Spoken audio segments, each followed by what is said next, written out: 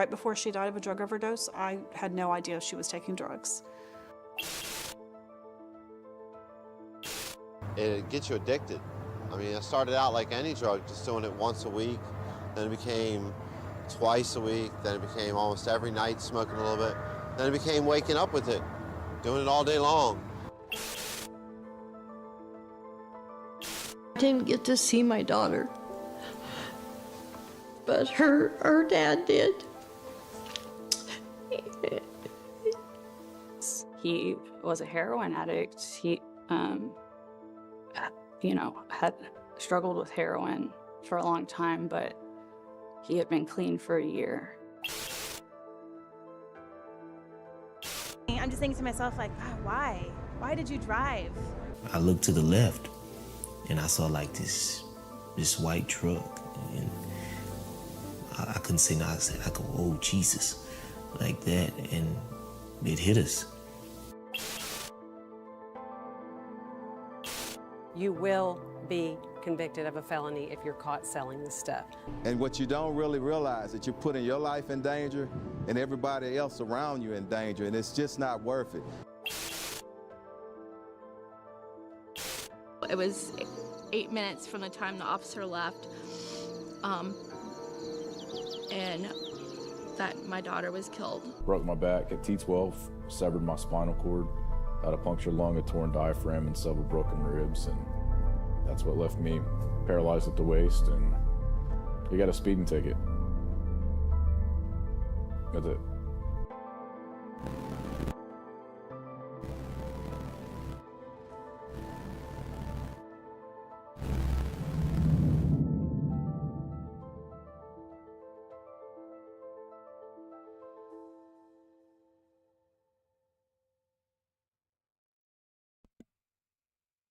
Hello, folks. Thank you for being here after our premiere. Appreciate that. It seems like it's... All right. Yeah, I know what I'm doing, sure. Okay, folks. So, again, thank you for joining us. I see that we have 25 or so people with us. Remember to do the thumbs up thing. What can I tell you about today? Any questions? I don't know if the Storyteller Crystal or if Levon, is that was the short version, it seems like, if I remember right. I don't know if either of those have made it over here to the live chat, but if you're here, welcome. I hope you're here. Crystal, if you're here, I was wondering if Levon, whatever it is, I was wondering if she's had a chance to see the story yet.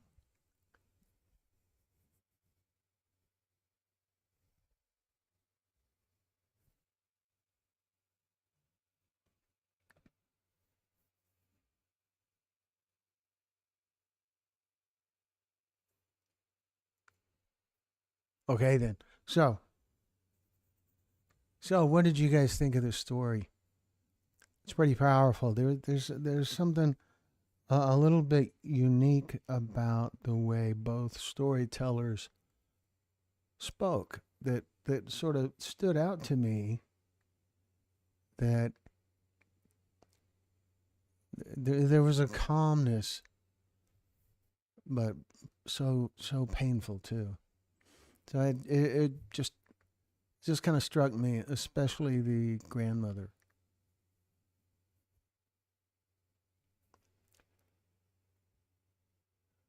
Nicole, look who's here. Proud of anyone who chose another day sober, and proud of those trying to get sober. That is awesome. Nicole, good job.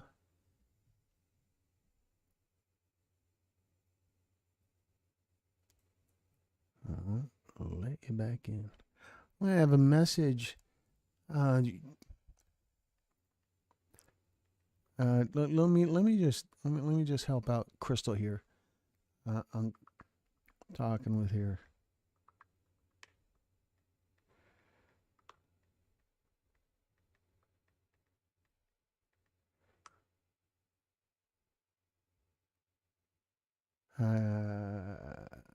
That was a heartbreaking story. They all are, but this one hit me. Yeah, it's kind of weird. I've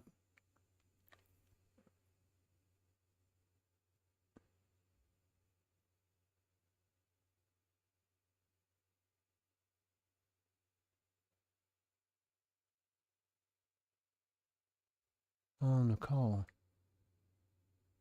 I'm very sorry for your loss. You'll certainly be in my prayers, and I'm sure there's many other members of the group that'll include you. You know,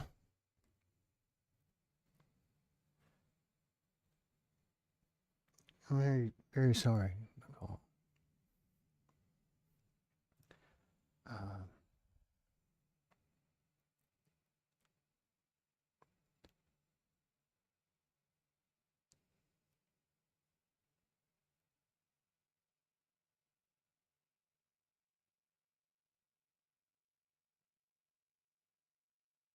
so,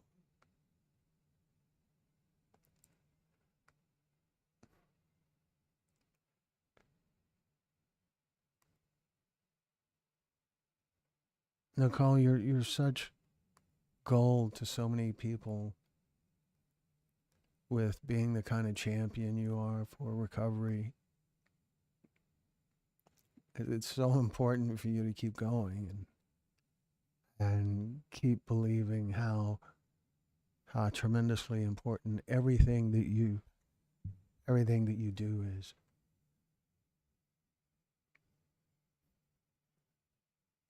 It's so vital.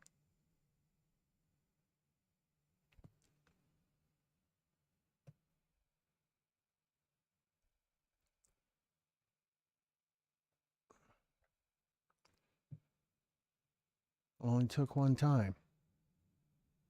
One time, that's it. It just takes that one time. And if you're in recovery, a relapse is extra dangerous because all of your resistance has gone down, and oftentimes users will go back to the dosage they were at when they quit.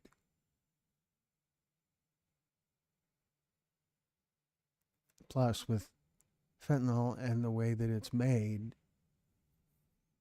you can't really be consistent about what dosage you're getting anyway. So very, very sorry, Knox. And that's profoundly sad. So we're here for you. I think that as the live goes on, we will more people will join us. And I believe the Storyteller is going to join us. She's having a little trouble getting into the chat. And so I've sent her a link, and so perhaps she will join us soon. Right now we've lost the screen I was looking at. There it is. Okay, sorry.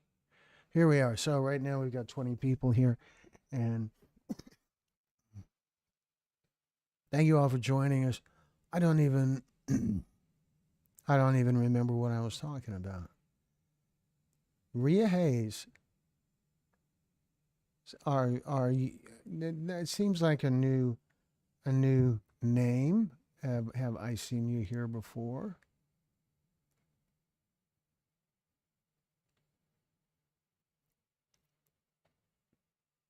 I don't think I recognize the name.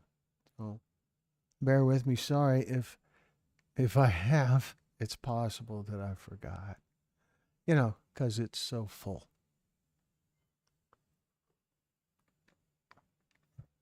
So, Crystal, did it work for you? Have you made it here?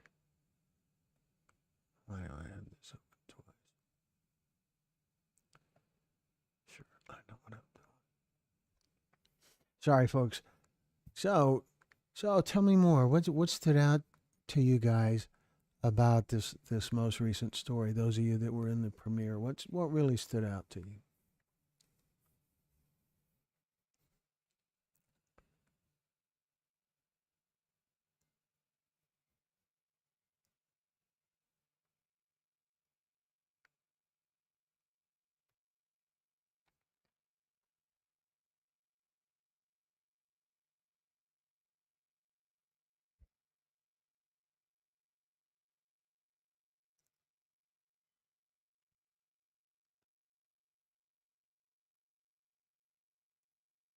Hmm.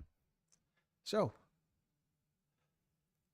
later on, probably our goal is to have a live conference on Friday at 3 o'clock Central Time that will be about cannabis-induced psychosis.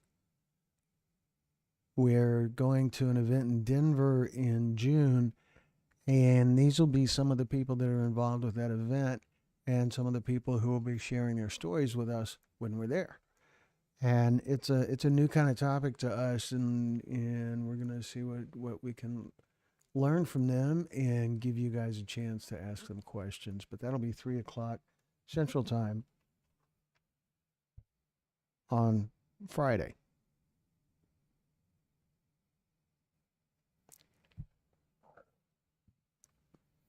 So you guys are being mighty quiet. You got to help me out with some questions, something about some of the new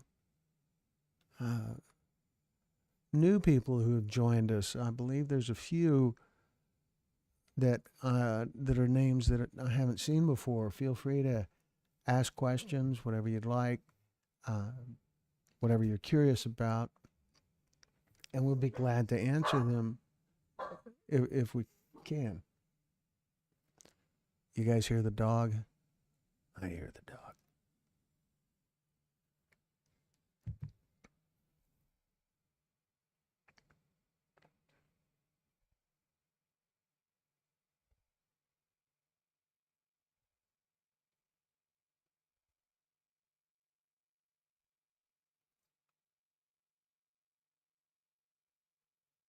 So our next story is going to premiere on Friday as well. And it is a story that we recorded in Phoenix.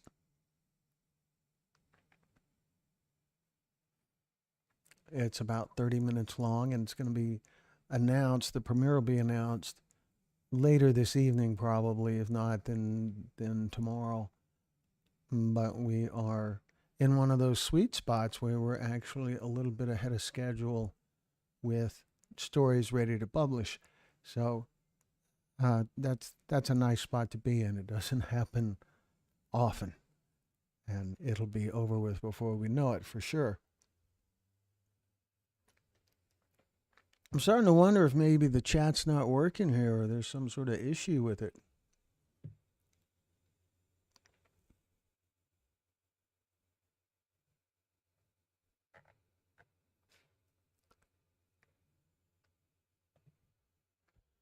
I haven't watched the premiere yet, just grieving a bit, but we'll watch it after this. Thank you, Nicole. So, just take your time with it, and just do it. Just do it whenever it feels good to you. And that, I don't know, I know the grieving kind of spot that you're in, and everybody has their own way of dealing with it. So work with whatever suits you. There's typically a lot of support in this group for everyone in the group who shares things. And so it seems like this would be a good place for you to be. But just look after you. You know? No, because I purchased 5 gifted memberships and it charged me, but didn't come through in chat. Well, okay, that is weird, Nicole. Holy cow. That is weird. So I'm just looking at something while we're talking here because I get distracted by all the pretty colors.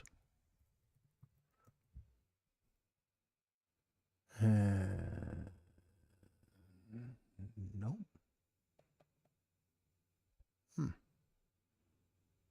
Here.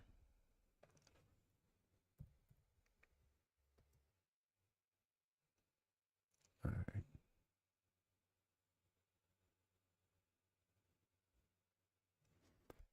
Matthew was my friend's name, and he was such a wonderful and unique person. Really? So the friend that just passed was also named Matthew. Is that what you're saying? Oh. Hmm.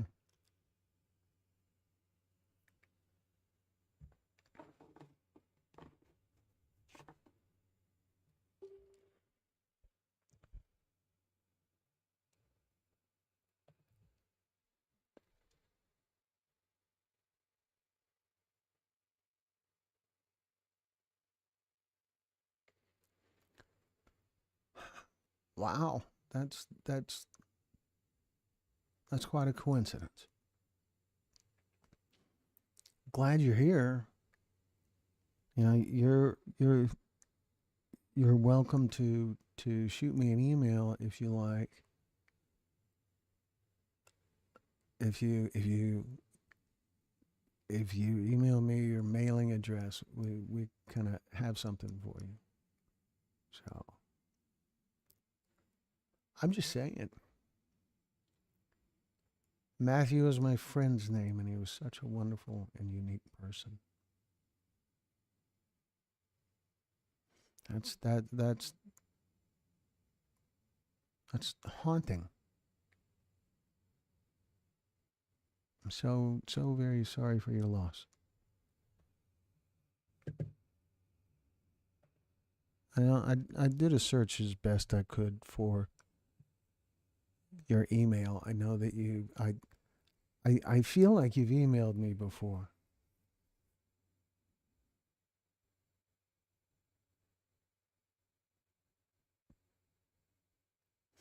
You know, it's a funny thing that since we started doing these fentanyl stories, it hits me a little harder when I hear a story that happened after we started doing this. I feel kind of like we missed one.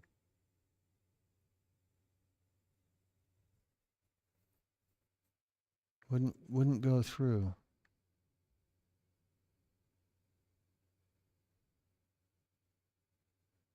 Well, don't give up.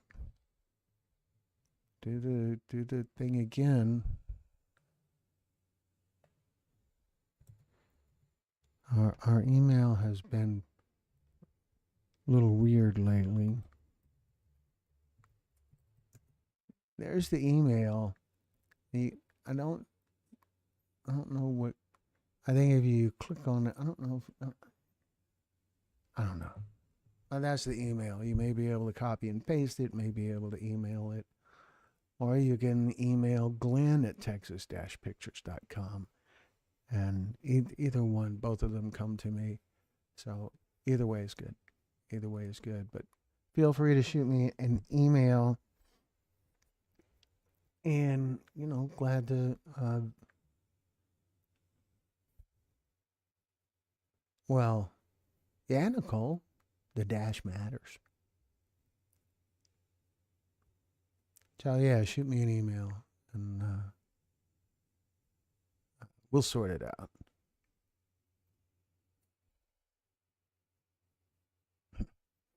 So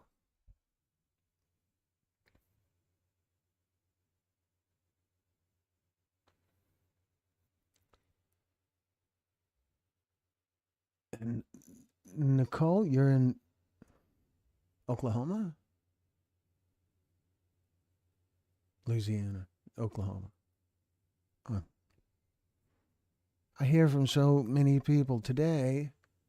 Today I heard from someone in California and someone who did not say where they were from.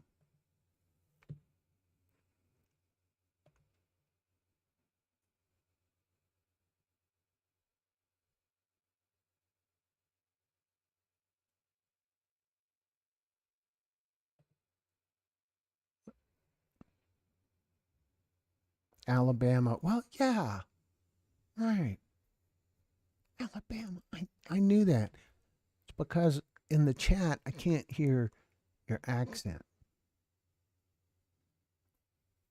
We'll go with that. All right. So that must be it. So I heard from someone. I'm looking at one here.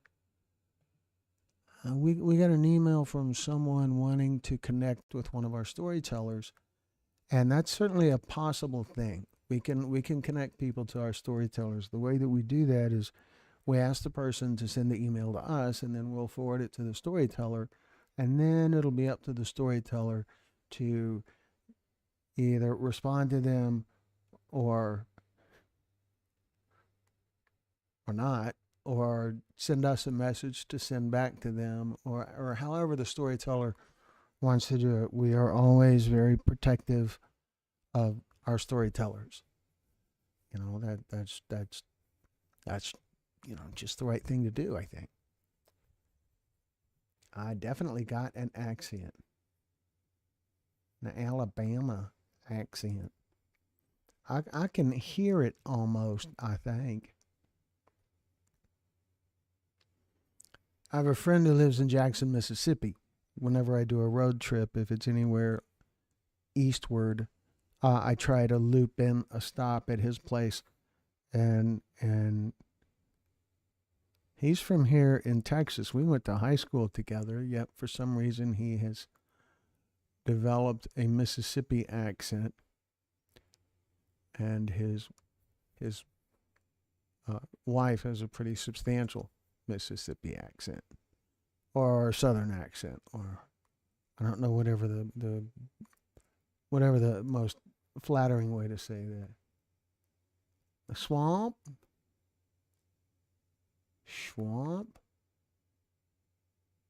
All right, now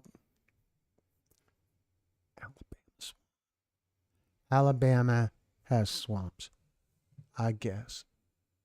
I wasn't aware, but so now I know. So tell me, folks, have you guys seen much in the news about fentanyl lately? It seems like there is an increased attention toward fentanyl with the new administration. I don't really feel like that means the new administration is doing substantially more. It could be. But there is certainly more attention, and I think there's a lot of driving factors behind it. It's that it just every year it becomes more. Every year it becomes more and more known, just because the fatalities keep piling up. They keep continuing. I've heard a lot about carfentanyl. We actually have a story on our channel that is carfentanyl, and it's different. It's spelled differently too. It has an I instead of a Y or something like that. And anyway, there's a story. It's a story that was shot in Beaumont, Texas, and the victim was a football player for Rice University.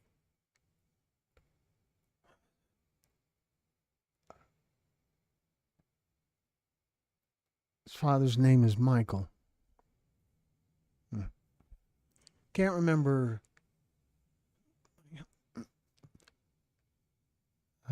But certainly a really powerful story.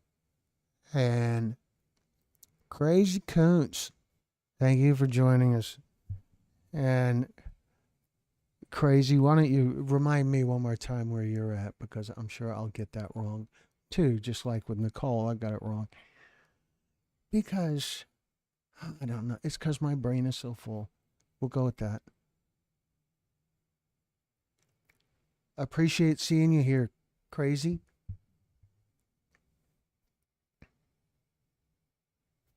Nicole, yeah, you should really try to email us again.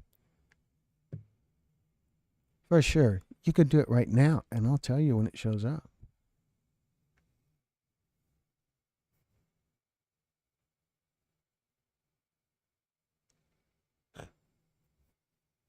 Australia. Right, we talked about that before. I've been there. I've been to Australia. I've been to Sydney and Adelaide, and liked it. There wasn't anything that seemed particularly different from life here in the United States. It was nice. I didn't get to explore much. Would have liked to, but it was part of a weird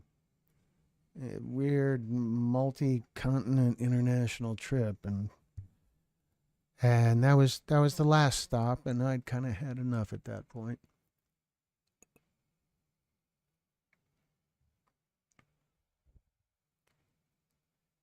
Let me see what else is happening here, folks.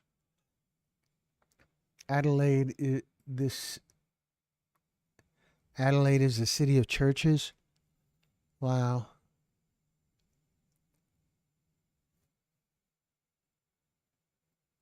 I remember it standing out to me how well cared for everything seemed to be there. And we were there interviewing a oil industry executive.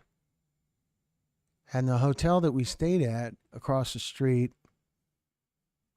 was like a neighborhood bar that had a Texas Hold'em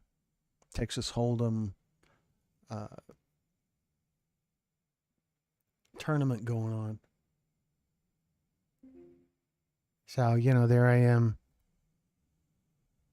in Australia, and I still can't seem to get away from Texas. You know what? So, how about that, Nux?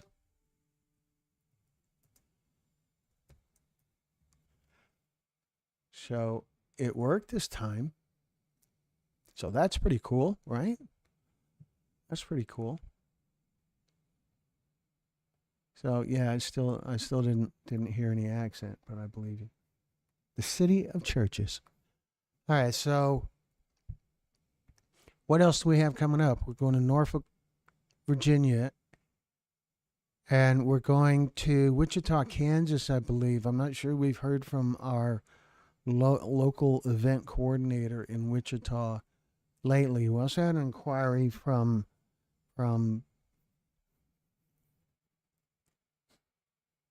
Seattle.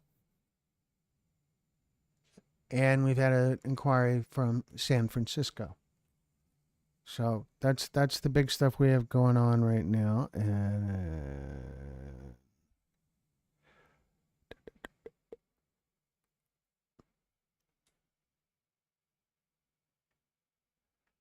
our storyteller is trying to get back in to the live event.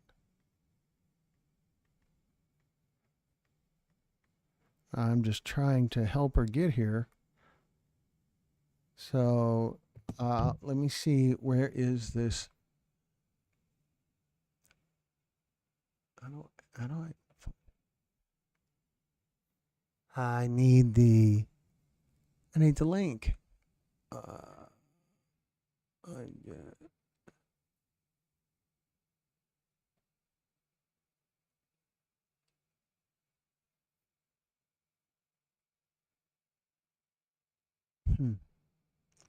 All right.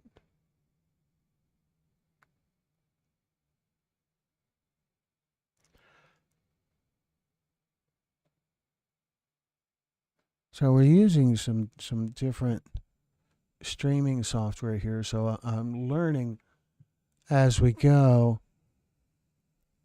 Hello, Nux. Do they have safe injection rooms over in the USA?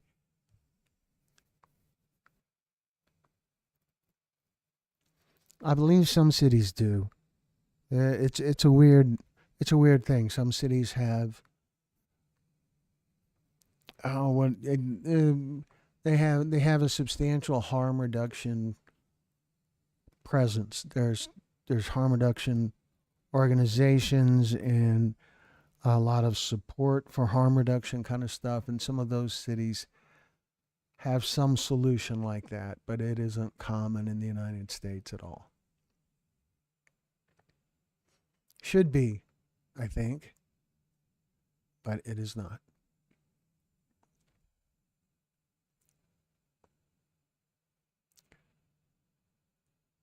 Okay, so where is the link? Help me out, folks. What does that do?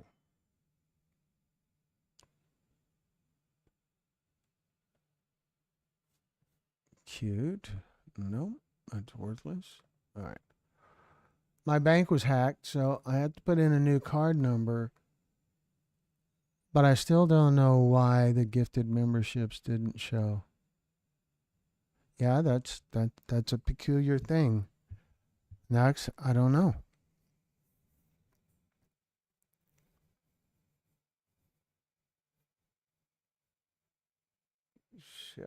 So yeah, there is some. It's people know that it's a possibility. They know that kind of thing is going on. Doesn't happen in a lot of cities.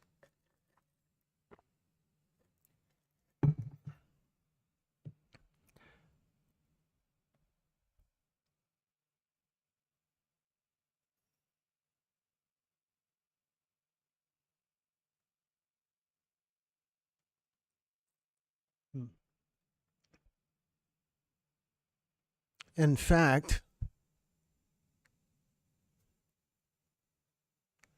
I just heard from someone who's with a harm reduction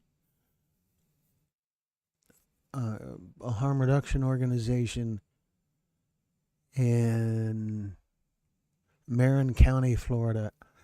I don't know where Marin County is. Victoria, are you part of this live event? Maybe right now, maybe not. I don't know.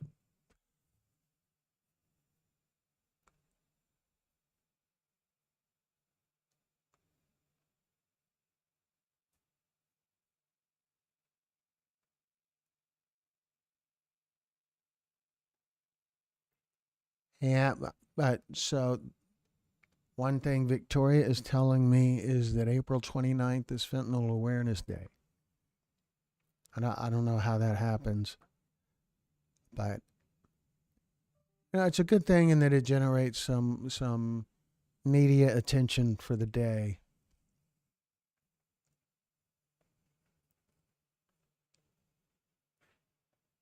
So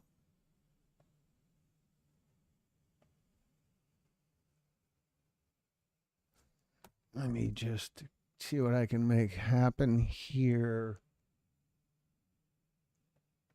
We have a weird thing that happens with our email provider. They insert this spam flag on just about all emails that come into our info account.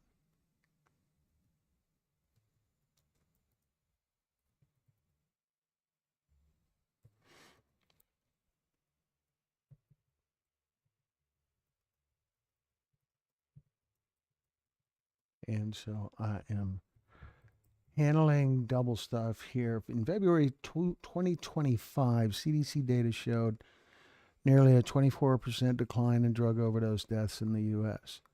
If this is the case, it's a good thing. Definitely a good thing.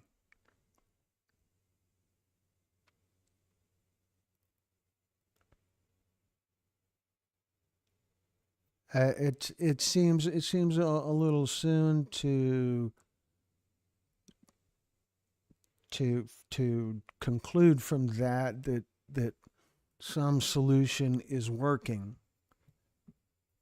because typically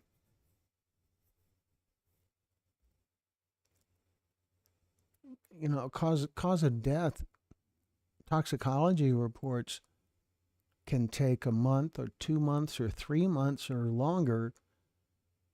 And so data that comes out in February would probably only go up to the previous September or October, something like that. So it's hard to say that it's just not consistent. Glenn, I was shocked to find out that now people are lacing fentanyl with carfentanil. Yes. So even those addicted to fentanyl are dying every single hour. Now here's the thing about carfentanil. Carfentanil is not a synthetic opioid. It's something else.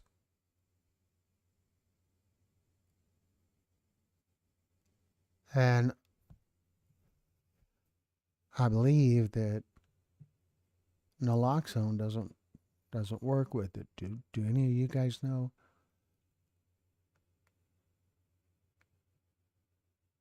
We do have a carfentanil story. I got too much going on here. So I don't. Our storyteller, I'd really like for her to be able to join us and give you guys a chance to ask her questions if you'd like. And I'm not having much luck. Yes, carfentanil it's a bigger monster. And there's other stuff out there. There is not it keeps evolving. A solution for one thing will come along, and then something else comes along. That it just keeps moving on, moving up, raising the bar.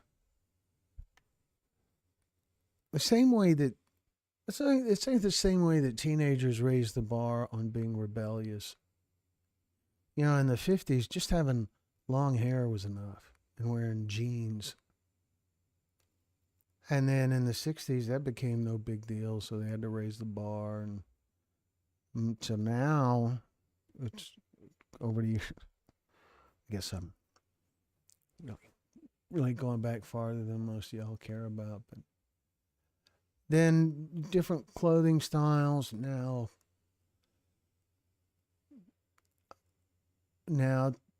tattoos are a thing, and ear gauging and things like that, and more power to you. I'm just saying. Yes, Nux, carfentanil is much more. It's much more potent than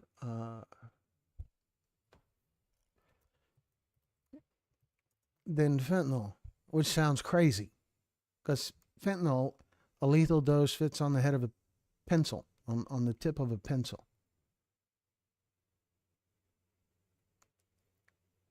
Well, this seems like a good thing to be behind on, right?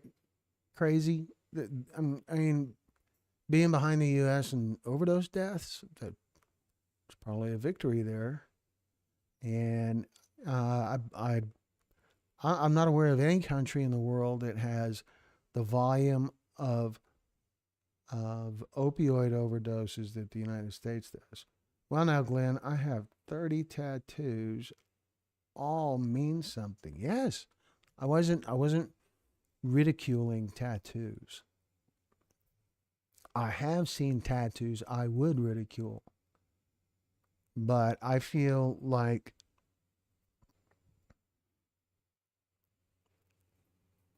it's a form of expression. Sometimes, occasionally, all the tattoo seems to say is, "I didn't think this through." But there is tons of awesome tattoos. A lot of our storytellers have some sort of tattoo that is related to the loved one they lost, and some of them are just brilliantly creative. There's some little thing in there that they're very cool. Oh my God, this is terrible. Which this is terrible.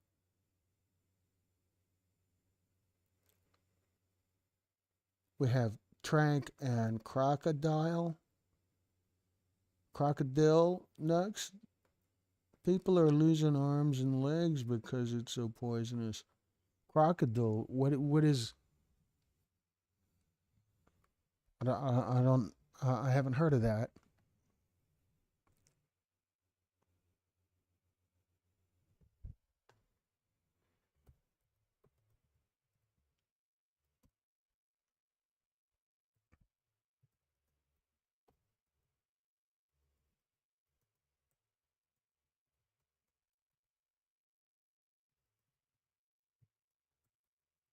The new fentanyl is crocodile.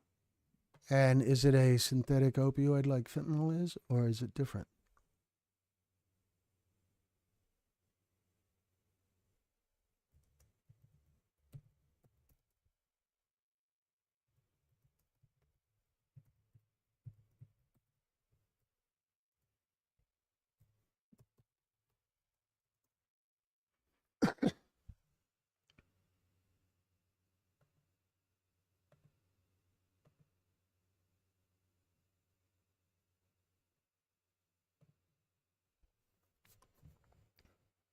The new.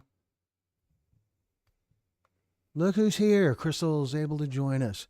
I don't even remember what the question was now, Crystal. But I appreciate you making your way back in. Anyone who doesn't know, Crystal is the mother in the story that just premiered. She did a great job. So, all right, Crystal, here's something that I try to always ask. So maybe you could tell the folks a little bit about what the experience was like doing the interview, or maybe what your mother thought of the experience, if she said anything about it, or if she's here, ask her. Glenn, it's the worst I've seen. They call it that because it rots your muscles and skin. It's a mixture of poisonous crap. Are you okay, Nicole? Are you seeing a lot of it? Is it because of the work that you do? How do you how do you know? You get what I'm asking?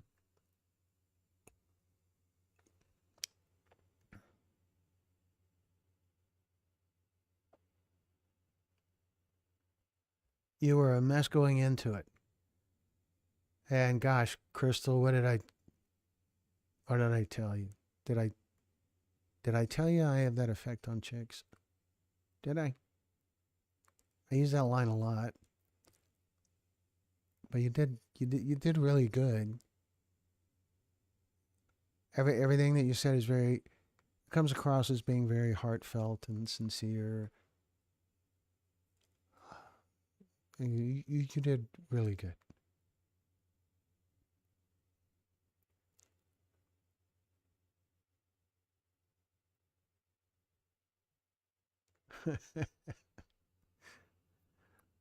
Yeah, I love that. I have that effect on chicks. It always makes the storyteller laugh. Probably because it's not very believable, but whatever. It's fine. The homeless here say it's cheaper than anything and they know what it does. So do we know, is it a opioid? Is it a synthetic opioid or is it something different? Because this is a new one on me, this crocodile. And I don't mean to pretend to be an expert. I am a student of all of this. I talk to people. I talk to a lot of people, and I learn from what they share. I also talk to law enforcement and talk to elected officials and district attorneys and things like that as well. And I learn from them, but I'm not an expert, and I'm not an expert on recovery either. I just know what I've learned from the people I've talked to, and I've talked to a lot of people.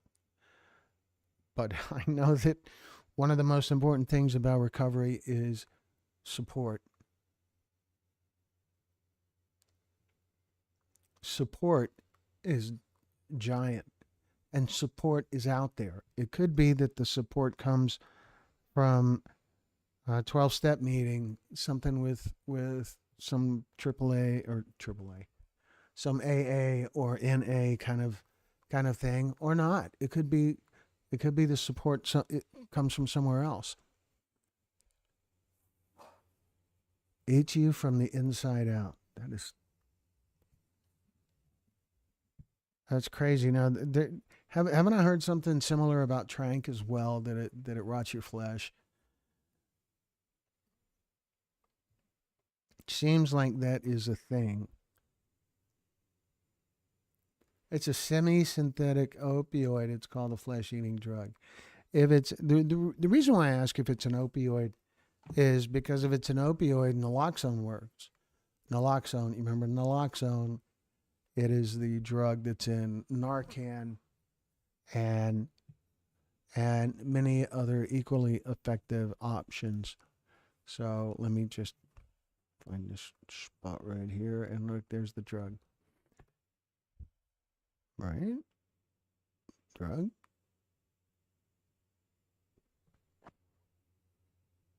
All right. So that didn't work.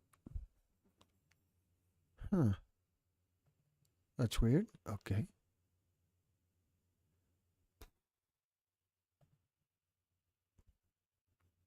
What if I do this? Anyway,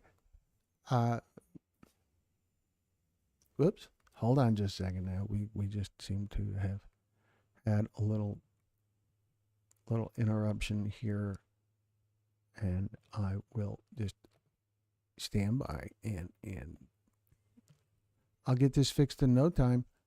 I know that it's almost there for sure.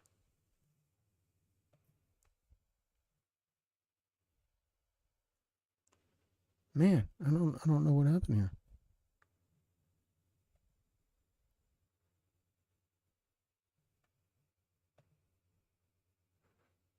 You guys aren't seeing me now, are you? It looks to me like I'm no longer on screen.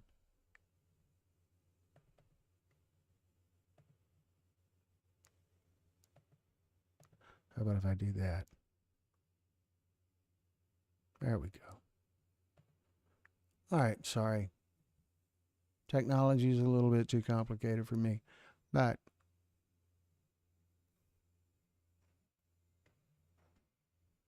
so what? Oh, that's why. There we are. So, all right, fine. I'm just giving up on it. So, Crazy Coons, I'm glad you understand. I'll try to do research on all substances because I have 8 children to think about. So, I want to know the signs.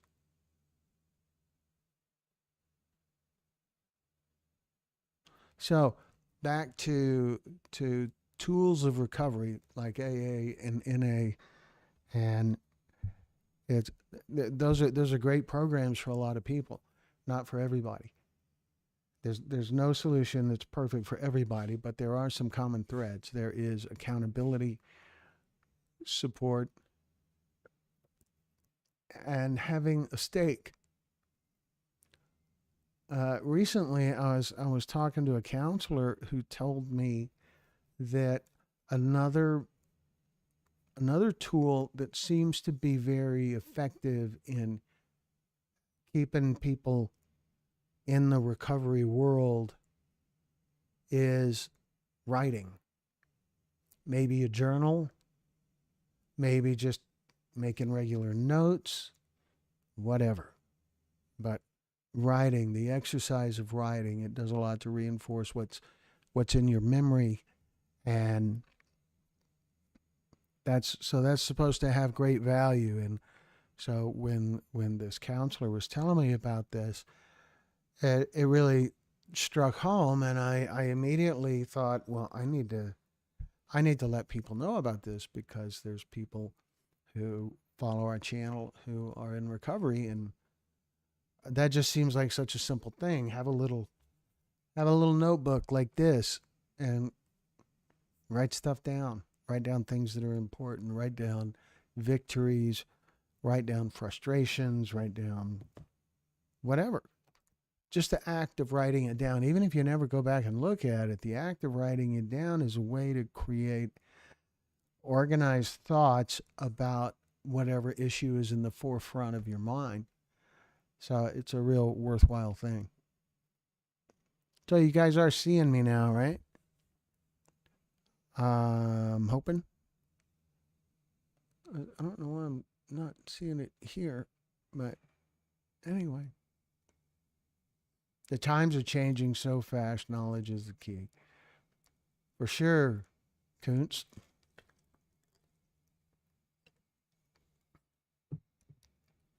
It's a business thing. Products evolve regardless of what kind of product it is. And the meals at Burger King have evolved over the years, and there's new dishes and new options. It's a typical business thing. A product will go through a life cycle. Texas Pictures isn't what it was 12, 13 years ago. There's just this evolution, and so the illicit drug world is no different. Nux, my friend left sober living 1 week before his death. He got his own apartment and seemed happy. Saw signs and kept sending positivity, but loneliness and feeling shame got him in the end.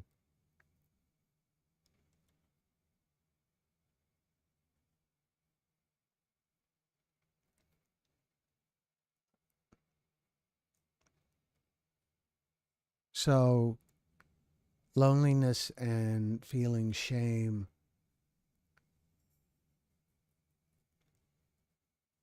got him to relapse?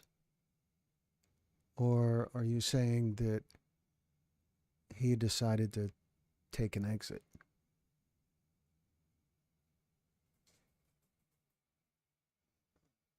I agree, Glenn. Addiction is a big business here in Canada. It is, and it should be.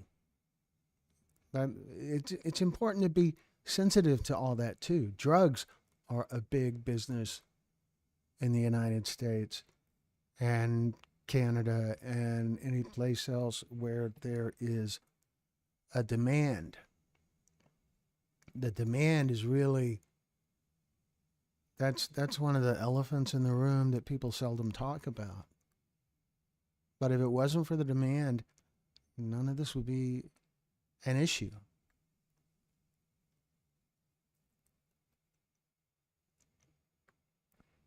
Blockbuster was the thing, and then Netflix came along. Netflix put Blockbuster out of business they didn't go after the movie producers, the people who create the content that they rented out. They went after the customers. They went after a better solution. They offered them a better solution. So I think he knew he was taking a 70-30 chance and was at peace with the outcome, sadly.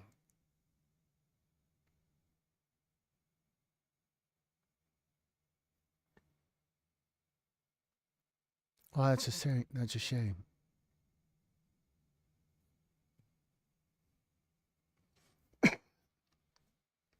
That's terrible. Very sorry, Nicole.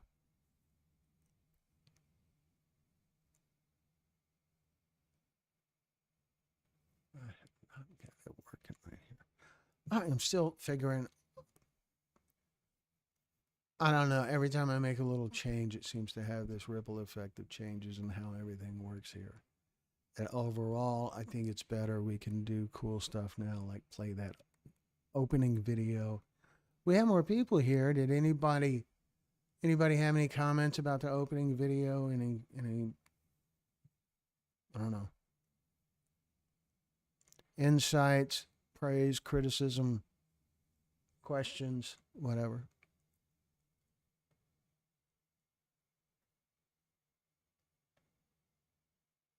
Okay.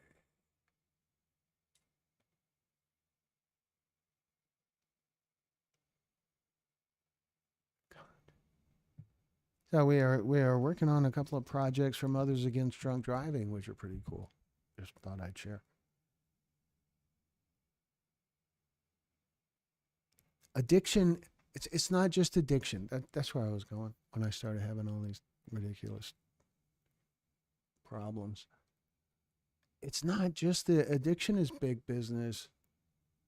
Addiction, recovery, prosecution, counseling,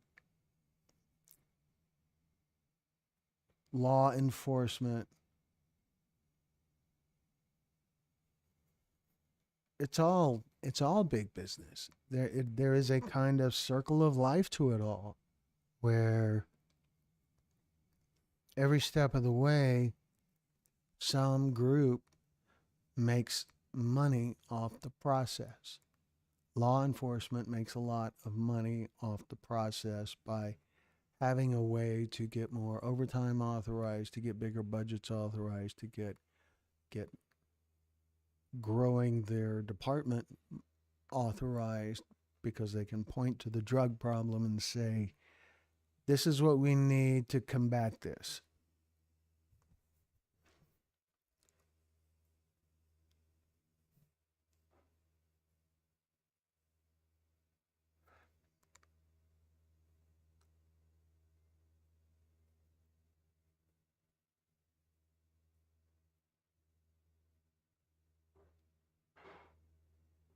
So I want you guys, not specifically you, Crystal, but all of you guys, particularly Crystal and Nicole. I want to remind you guys that we have a couple of programs on our channel that are about dealing with grief. So I'm going to get the link.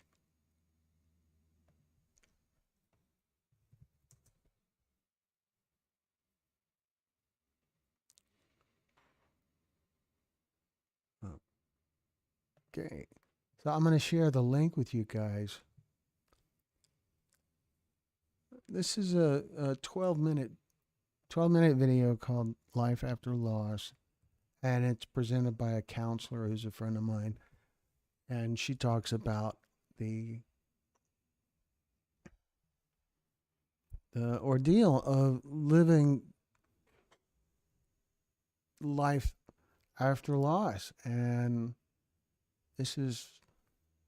we put these on our channel when we get the chance to, because this is a way we can try to help. It is, video production is my profession, and video is my hammer, and so I see every problem as a nail. Him, not them. I try to put him on as many billboards as I can. Every 3 months, I do an outreach handling and out in our. Can I do whatever I can keep his face and memory out there? Well, I think your story will help to do that as well.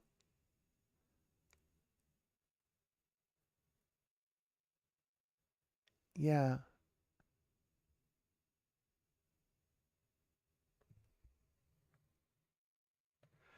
So I think part of what helps is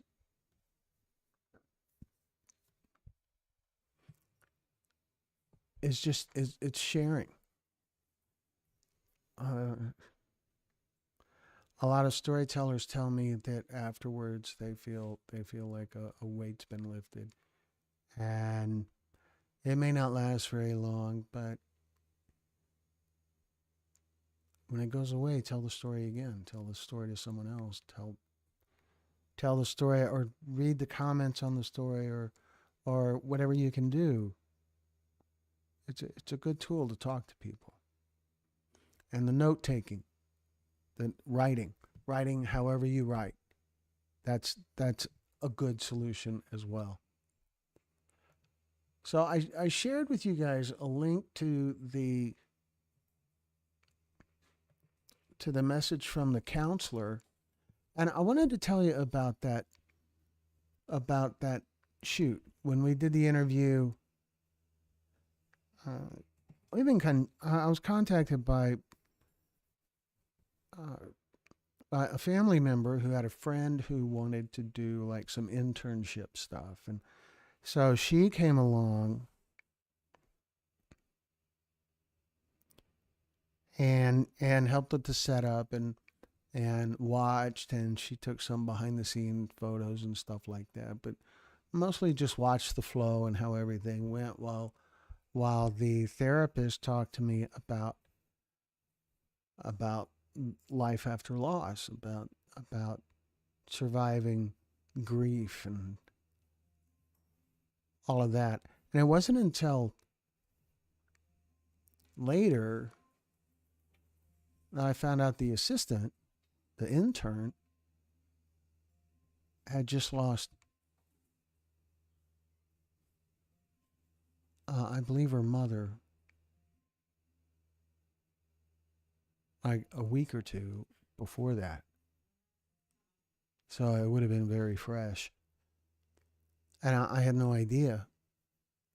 She was friendly, positive, captivated by the process, engaged in the process. She didn't do anything that demonstrated, but it seemed good she was there, because it was a message that I think she could have learned from. So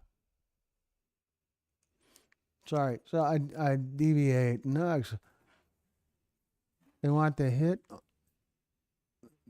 the nail on the head.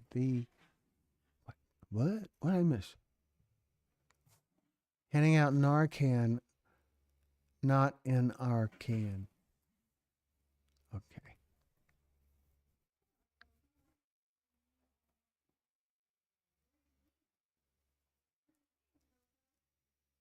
You guys hear that? I hear it. I don't know what's going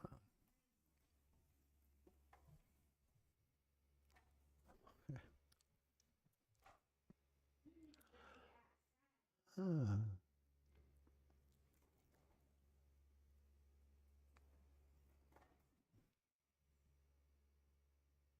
You are such an amazing person. I am so very sorry for your loss. What a wonderful thing in his memory.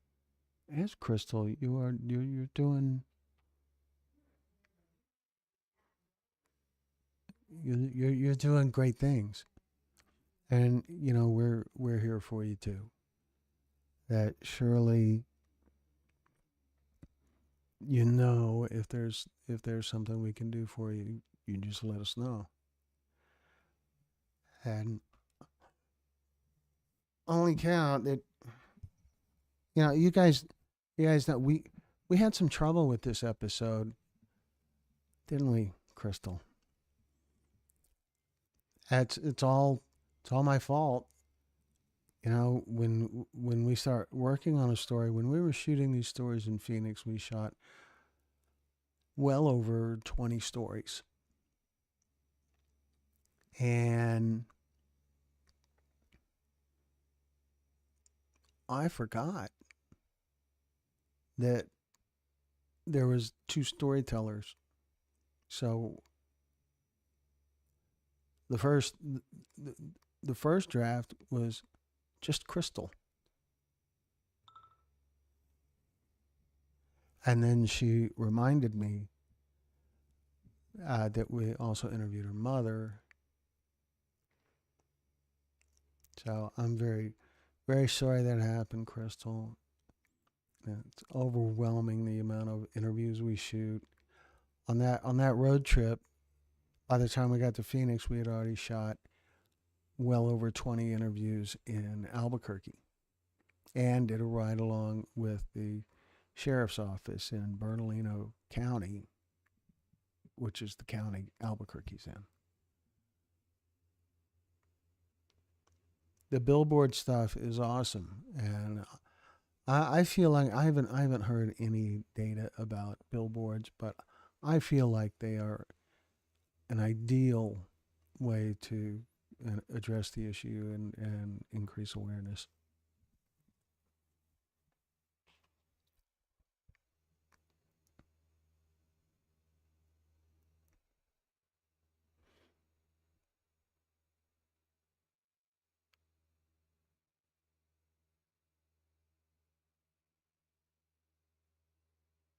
Hmm.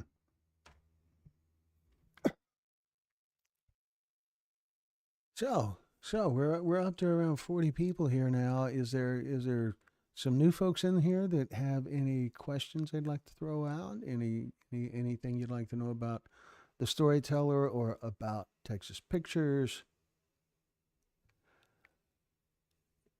Yeah, I fixed it. I missed it, and then yeah, I fixed it. Me and Mateo worked on the project, and Mateo's an editor, and he didn't have any way to know. I just gave him the footage, and I just failed to recognize that there was another interview that was about Matthew. It's just our schedule is pretty crazy. We still probably have over 40 stories to edit from the shoots in Albuquerque and in Phoenix and in Jacksonville, Florida, Pensacola, Florida, and Cocoa Beach. And so, I don't know, just happened. So does anyone have any questions about the stories, about the story that just premiered, about Texas Pictures, about anything? I always want to check with you guys and see if there's any looming questions that you'd like someone to address.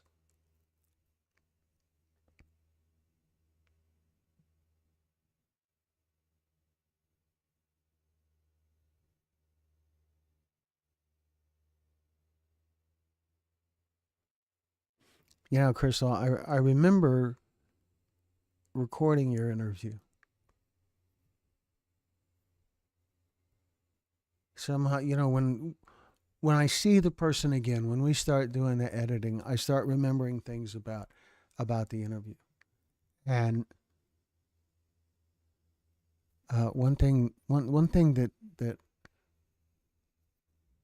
struck me is that you seemed very much like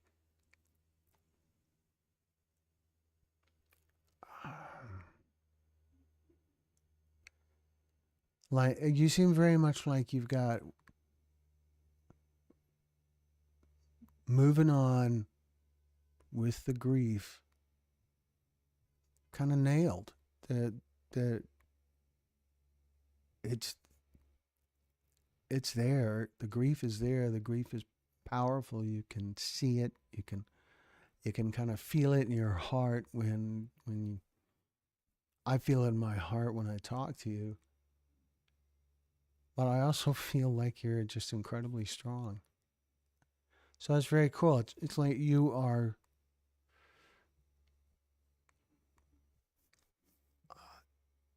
there's a kind of recovery to that, it seems like.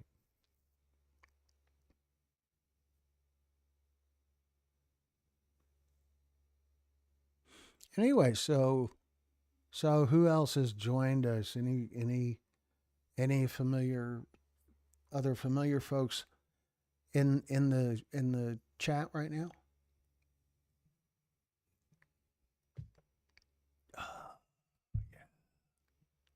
Just coffee.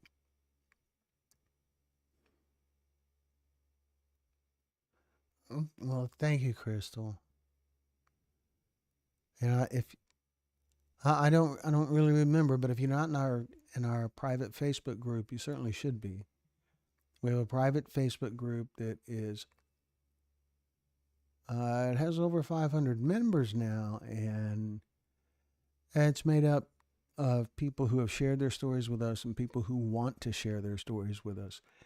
And so any of you guys who have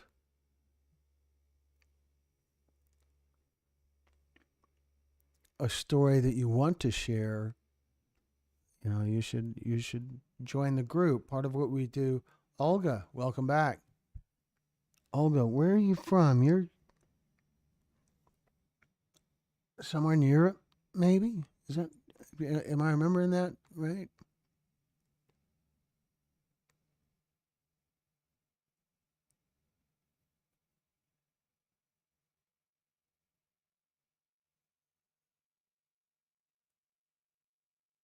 Yeah. Learning it from others. That's going back to that network of support thing that we were talking about in terms of dealing with addiction and recovery. Same thing. Learn how to hide the pain. I get it. Let's say that. Does that mean I got it wrong, Olga? Did I get it wrong? South America.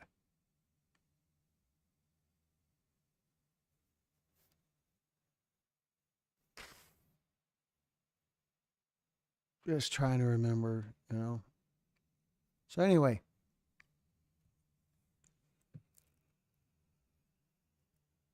Sweden, I think Sweden or Switzerland. Yeah, the group is called Texas Picture Storytellers. Anyone who wants to be a part of the group, the easiest way to do it is to message me on Facebook through Glenn Muse, not through the Texas Pictures page, but find me, friend me, send me a message. And once we're friends, it's real easy to invite you and just get you in. If I send you a link, then you can use the link, but it expires in like 48 hours. And once you use the link, then there's still a check you off approval. Yes, Switzerland, right? When I saw Sweden, I remembered Switzerland. That's cool, right? I have a Swiss watch. Nobody cares. Okay. So, thank you very much for being here again. So, Olga, in Switzerland, is there any issue like this going on?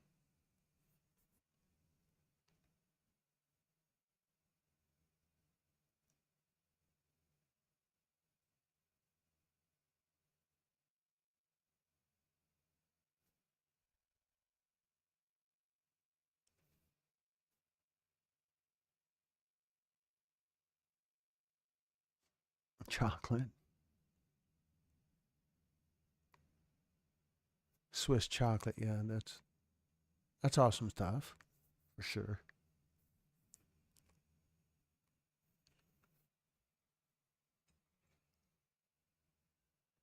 So I do appreciate you guys being here.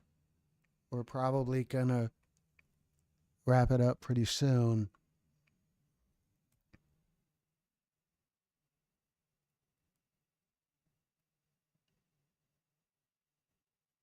When you're outed by online,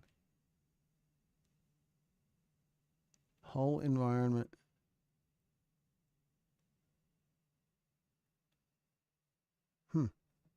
All right. Noxema Crystal, I pray your pain eases with each day and that you someday feel comfort. Thank you for sharing Matthew with us.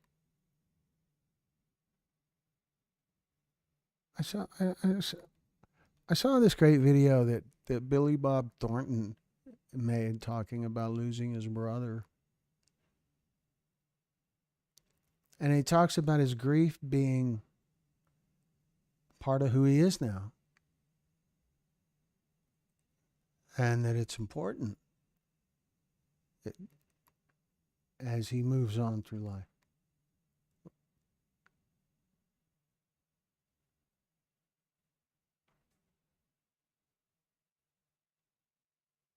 So sorry you're having difficulties, Crystal. I'm so very glad you're here.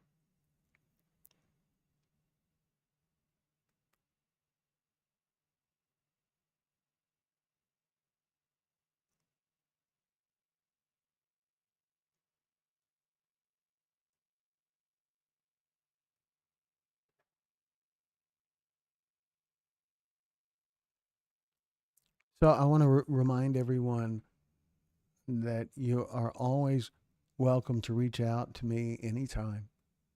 That I am always available. Nope. Maybe that. Nope.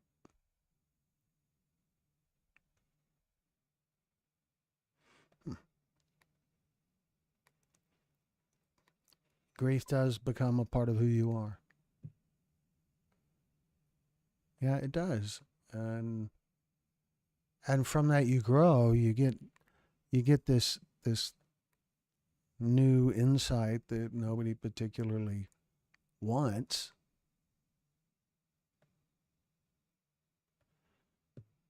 And from that you grow.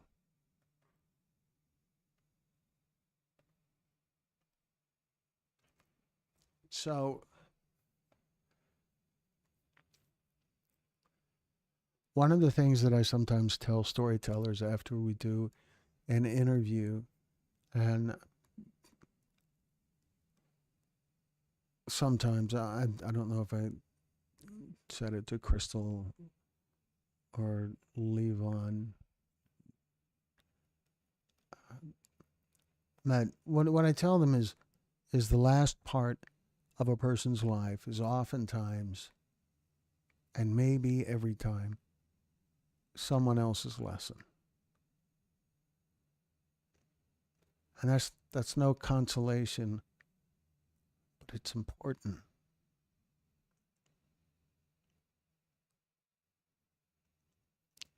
So anyway, so I think it's about time to wrap it up this evening. We've been here an hour and 20 minutes, and just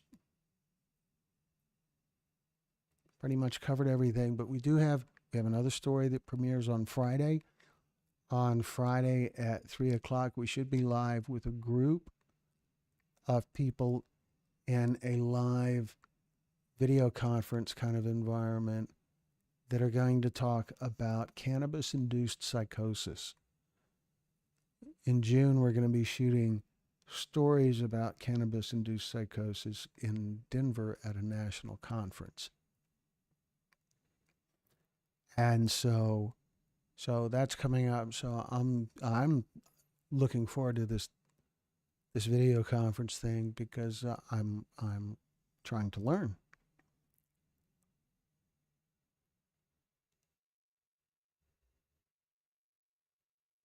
So, and we have another premiere that'll happen on Friday that isn't formally scheduled yet, so you can't find it in our channel, but it will be scheduled sometime this evening or tomorrow morning. Oh, I did the thing. Holy cow, that's terrible. Thank you for the live. Thank you, Crystal. Thank you for all you do, Glenn. Thank you, Crystal.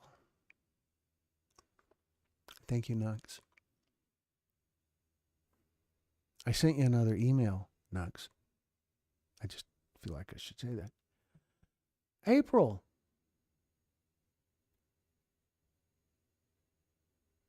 Crystal, thank you and your mom. You did wonderful remembering Matthew. Thank you so much for sharing.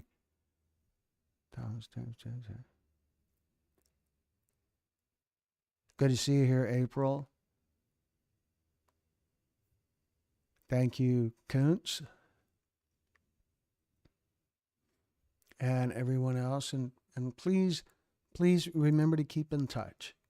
We're going to wrap it up for now, but I wanted to remind you again that you can email us anytime at info@texas-pictures.com. You can find me on Facebook. You can find Texas Pictures on Facebook. And there's also our website, texas-pictures.com.